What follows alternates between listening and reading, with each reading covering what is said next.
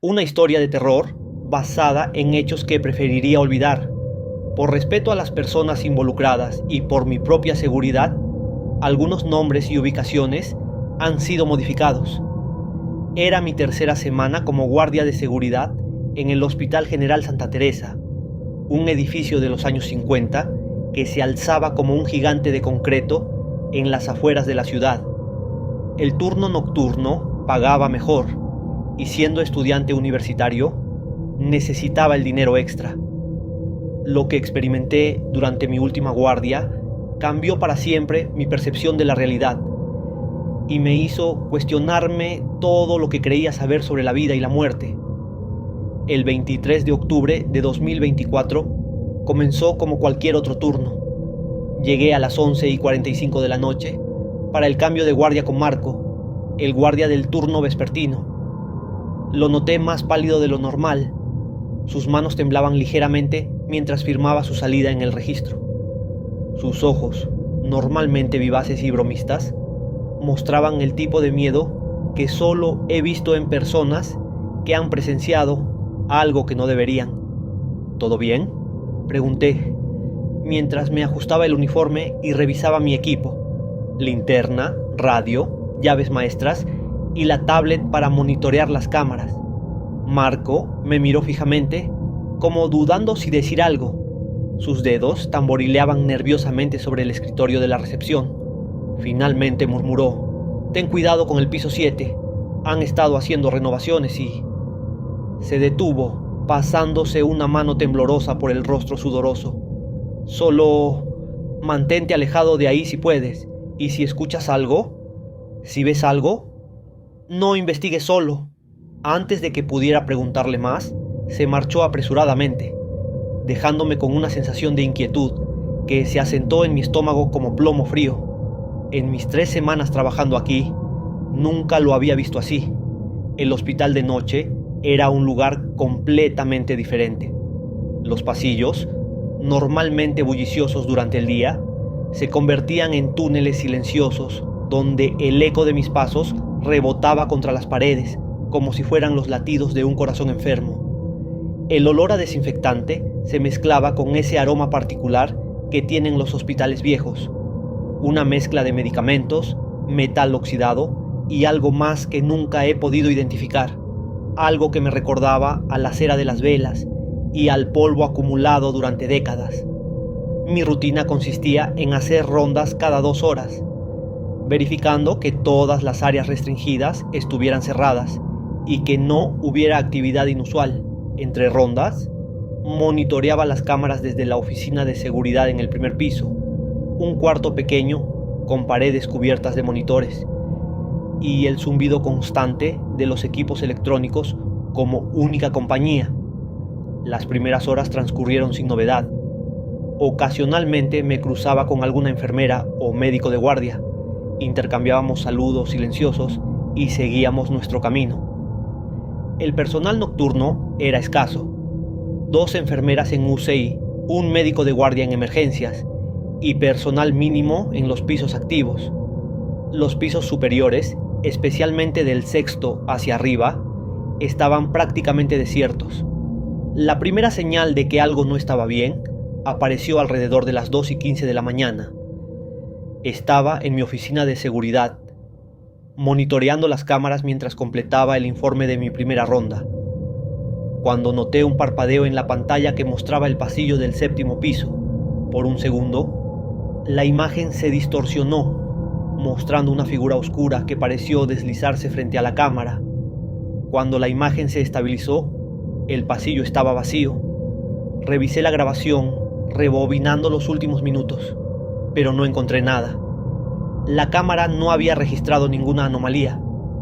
Me convencí de que había sido un error del sistema, o tal vez el cansancio jugándome una mala pasada. Sin embargo, algo en esa distorsión me inquietó profundamente. La figura que creí ver, había algo antinatural en su movimiento, como si se deslizara en lugar de caminar. Decidí revisar los registros de incidentes anteriores en el sistema. Mientras navegaba por los archivos digitales, encontré algo extraño. Había una cantidad desproporcionada de reportes relacionados con el séptimo piso, pero la mayoría estaban marcados como archivados o resueltos, sin explicación. Los informes databan de años atrás, algunos incluso de la década de los 80, y mencionaban incidentes vagos, ruidos inexplicables, mal funcionamiento de equipos, quejas de pacientes sobre voces infantiles. A las 3 de la mañana comencé mi segunda ronda.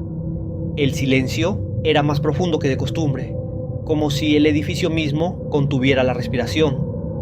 El sonido de mis pasos en las escaleras de emergencia resonaba de manera diferente, más hueco, más profundo. Al llegar al quinto piso, escuché algo que me heló la sangre. El sonido inconfundible de pasos arrastrándose por el piso superior, seguido por el chirrido metálico de una camilla. Mi radio crepitó con estática. ¿Control? ¿Aquí enfermería del sexto? ¿Hay algún personal autorizado en el séptimo piso? La voz de la enfermera sonaba tensa, profesional, pero con un matiz de preocupación que no pudo ocultar completamente. Negativo, respondí, sintiendo cómo se me secaba la boca. El séptimo está cerrado por renovaciones. ¿Escuchan algo? Afirmativo, ruidos de movimiento y... ¿canto? Suena como si hubiera niños. Sentí un escalofrío recorrer mi espalda. El ala pediátrica se había trasladado hace años al nuevo anexo del hospital. No debería haber niños en este edificio, mucho menos en un piso cerrado por renovaciones. El protocolo indicaba que debía investigar cualquier actividad sospechosa. Subí las escaleras hacia el séptimo piso, cada paso más pesado que el anterior. Las luces fluorescentes parpadeaban intermitentemente, creando sombras que parecían moverse por sí solas. El aire se volvía más frío a medida que ascendía, hasta que pude ver mi aliento, formando pequeñas nubes frente a mi rostro. El séptimo piso había sido el ala de pediatría hasta hace 3 meses, cuando comenzaron las renovaciones. Los pasillos estaban cubiertos con plásticos de construcción que se movían suavemente, aunque no había corriente de aire. El olor a pintura fresca y polvo se mezclaba con algo más, un olor dulzón y metálico que me recordaba a las monedas viejas, y algo más, algo que mi mente se negaba a identificar. Mientras avanzaba por el pasillo principal, mi linterna iluminó los restos de lo que alguna vez fueron alegres murales infantiles, ahora parcialmente cubiertos por manchas de humedad y grietas.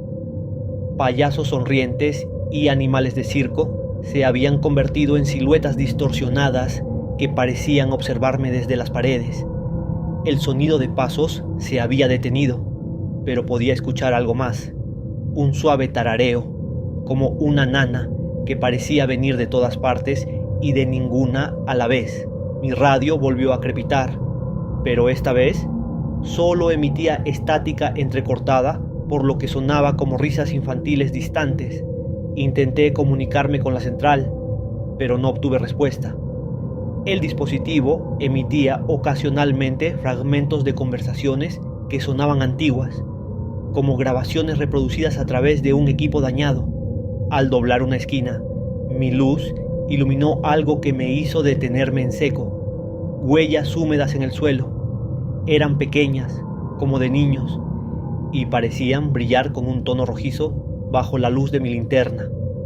Las huellas formaban un patrón errático, como si varios niños hubieran estado jugando, y todas conducían hacia la antigua sala de juegos. Junto a las huellas, noté algo más, marcas de ruedas, como si hubieran estado moviendo equipos médicos. La puerta de la sala estaba entreabierta, y un aire frío emanaba del interior. Mi entrenamiento me decía que debía llamar a refuerzos, pero mi radio seguía muerta. Mientras consideraba mis opciones, escuché algo que me paralizó, la risa clara y cristalina de un niño, seguida por el sonido de bloques de plástico cayendo al suelo. Con el corazón martillando en mi pecho, empujé suavemente la puerta. La sala estaba a oscuras, excepto por la luz mortecina que se filtraba a través de las ventanas cubiertas con plástico. Los viejos juguetes proyectaban sombras distorsionadas en las paredes, y en el centro de la habitación había una camilla de hospital, rodeada por lo que parecían ser dibujos infantiles esparcidos por el suelo. Mi linterna iluminó los dibujos y sentí que el aire abandonaba mis pulmones. No eran dibujos normales. Cada página mostraba escenas perturbadoras, figuras oscuras con ojos brillantes, niños conectados a máquinas extrañas y procedimientos médicos que ningún niño debería conocer, mucho menos dibujar. Algunos dibujos mostraban fechas: 1978, 1979, 1980, todos realizados con una precisión inquietante para haber sido hechos por niños. Un movimiento en mi visión periférica me hizo girar bruscamente. Por un instante, creí ver a un niño de pie en la esquina de la habitación, vistiendo una bata de hospital manchada, pero cuando enfoqué mi luz en esa dirección, solo encontré sombras. Sin embargo, la sombra parecía más densa, más sustancial que las demás, y por un momento creí ver que se movía contra las leyes de la física, como si tuviera voluntad propia. El sonido de la nana se hizo más fuerte y reconocí la melodía: Ring Around the Rosie.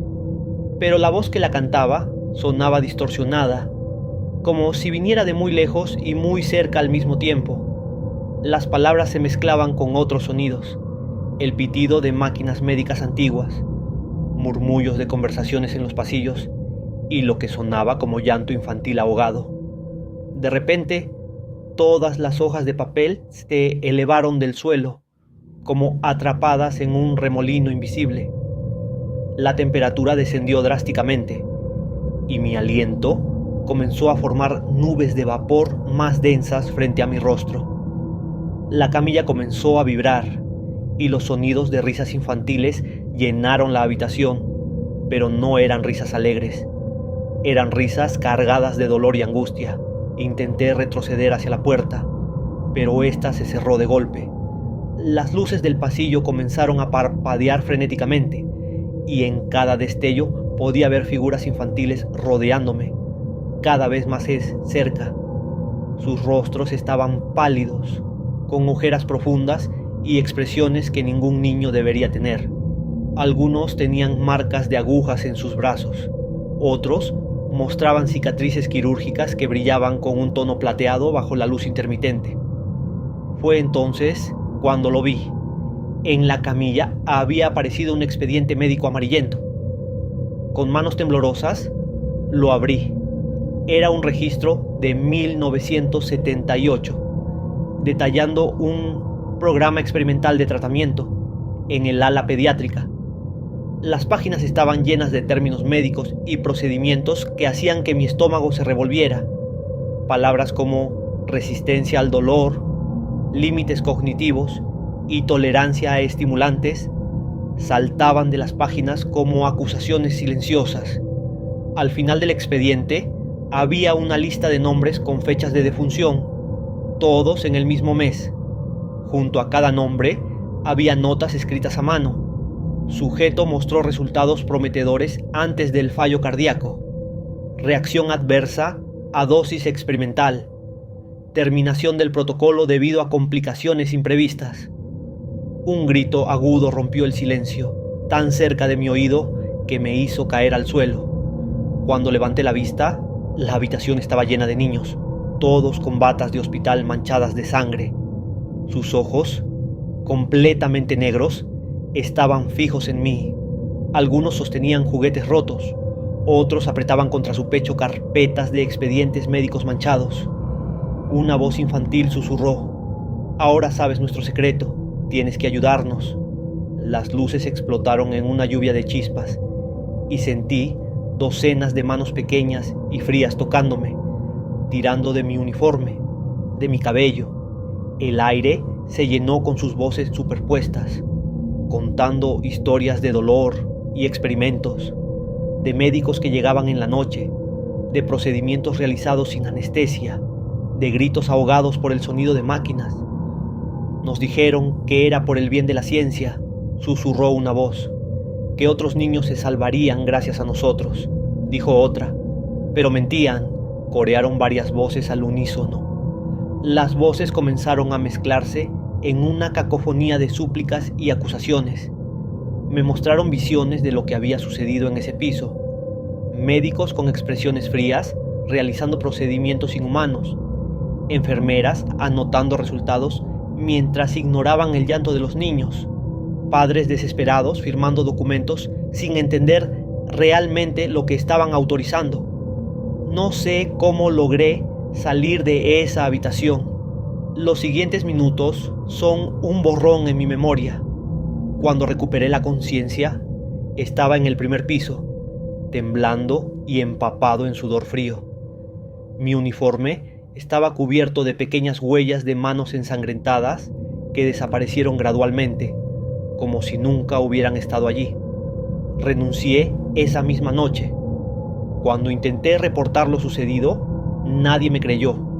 Las cámaras de seguridad no mostraban nada inusual y el expediente que había encontrado había desaparecido. Pero algo cambió en el hospital después de esa noche. Las renovaciones del séptimo piso se cancelaron sin explicación y el ala permanece cerrada hasta hoy. En los días siguientes, comencé a investigar la historia del hospital. En la biblioteca municipal encontré artículos antiguos que hablaban de una serie de muertes inexplicables en el ala pediátrica durante finales de los años 70. Los artículos mencionaban una investigación que nunca llegó a ninguna conclusión y nombres de médicos que misteriosamente desaparecieron o murieron en accidentes poco después.